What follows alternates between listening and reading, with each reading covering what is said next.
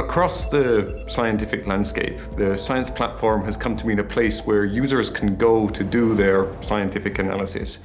on the basis that the types of data they're working with are often very large. So instead of everybody trying to access this from their own local systems, the science platform provides them with a centralized location that they can bring their work and get that work done in one place.